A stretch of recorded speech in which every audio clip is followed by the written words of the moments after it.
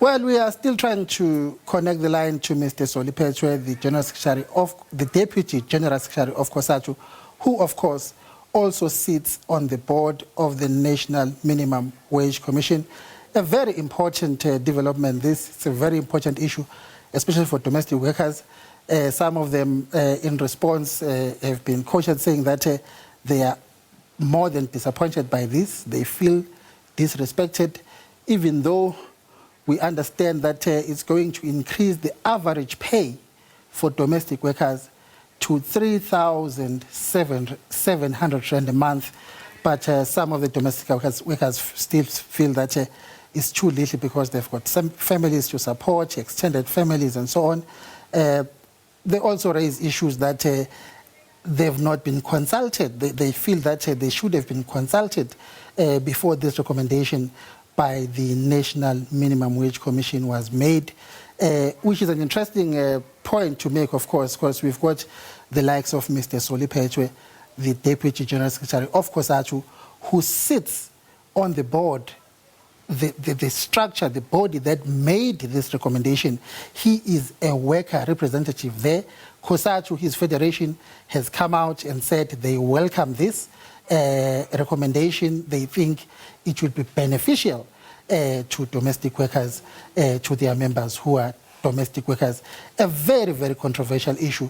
Of course, economists saying that this is going to be detrimental to employment. I believe that we can try and establish our connection with Mr. Phetoe. Mr. Phetoe, are you there now? Thank you very much, I'm there.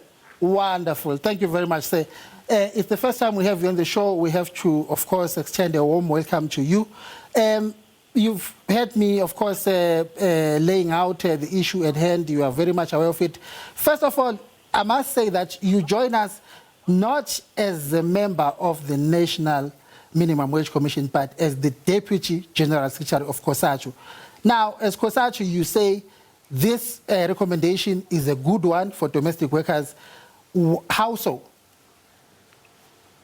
Yeah, no, we say it's good, and we are encouraging the public participants in relation to the gazette that has been issued for them, for the public comment, to support COSATU and support the amendment or the adjustment of the national minimum wage, because it's going to benefit many of the workers. You will recall when we started the national minimum wage, when it was implemented in 2019, there were some few workers who were not able to receive the full increase like the domestic workers.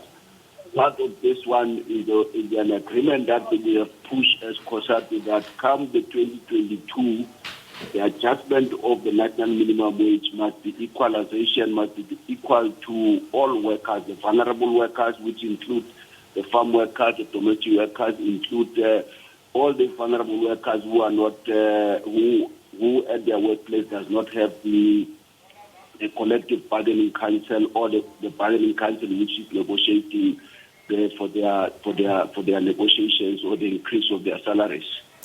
Now, we've heard from various unions, including the South African Domestic Service and Allied Workers Union, who are saying that they are terribly unhappy about this. They feel let down. They feel disrespected. It's interesting to find out if they are your affiliate as COSATU, and what is your response to these complaints that have been expressed by unions representing domestic workers?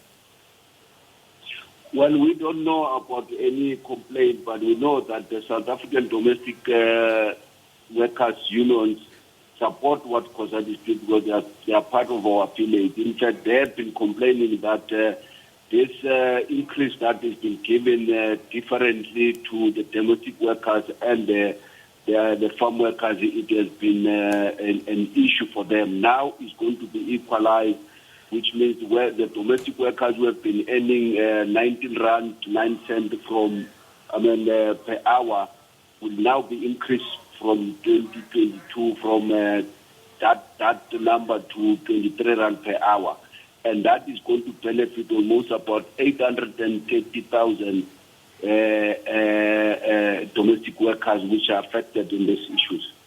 Now, in October, back in October, when the National Minimum Wage Commission was processing input from members of the public, various stakeholders, the Free Market Foundation made a submission to the Commission saying that increasing the national minimum wage, even for domestic workers, under the current economic climate, is going to be a bad move for jobs and trying to recover jobs that have been lost since the outbreak of COVID.